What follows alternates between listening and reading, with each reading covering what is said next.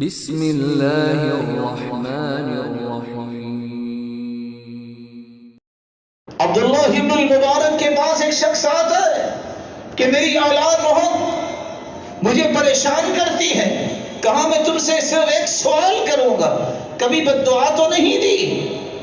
کہا بد دعا تو دی تھی، کہا یہ اس کا نتیجہ ہے، زندگی میں کبھی اپنی اولاد کو بد دعا نہ دیجیے، زندگی میں کبھی اپنے والدین کی دعاؤں سے اپنے آپ کو محروم نہ کیجیے۔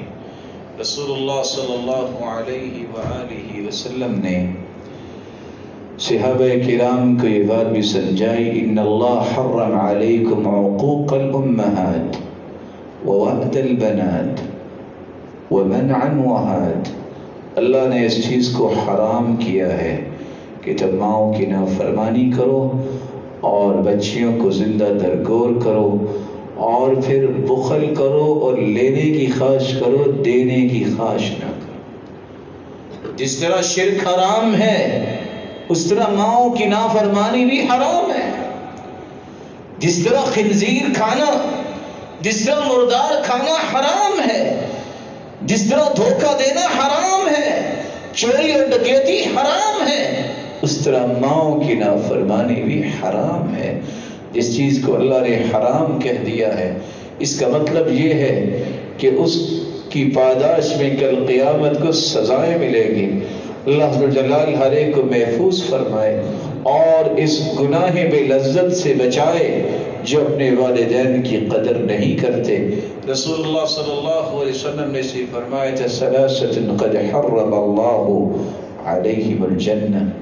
تین ایسے لوگ ہیں جن پر جنت حرام ہے۔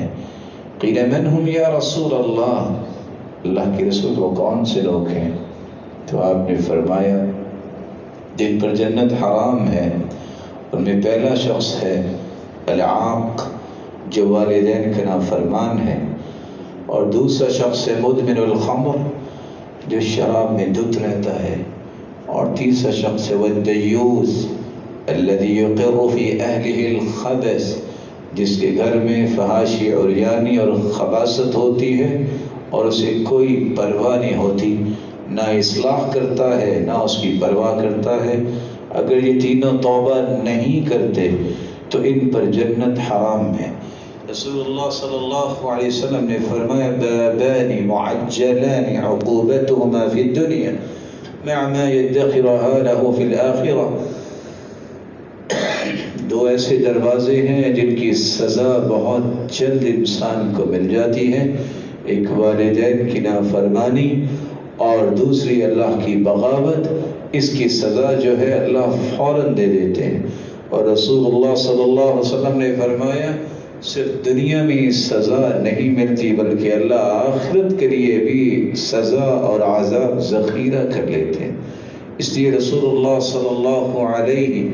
وآلہ وسلم کے صحابی نے فرمایا تھا انی لا اعلم عملا اقرب الى اللہ عز وجل من بر الوالدہ، میں نہیں جانتا کہ کوئی ایسا عمل ہو جو اللہ جلال کا تقرب جس سے مل جائے وہ والدہ کی خدمت سے بڑھ کے کوئی عمل نہیں۔ اللہ جلال ہم سب کو اس ذمہ داری کا احساس کرنے اور اس ذمہ داری کو نبھانے کی توفیق عطا فرمائے، اور جن کے والدین زندہ ہیں اللہ تعالیٰ نے ایمان اور صحت اور خوشی اور برکت والی لمبی زندگی عطا فرمائے، اور جن کے والدین جا چکے انہیں کروٹ رحمتوں سے نوازے۔ وآخر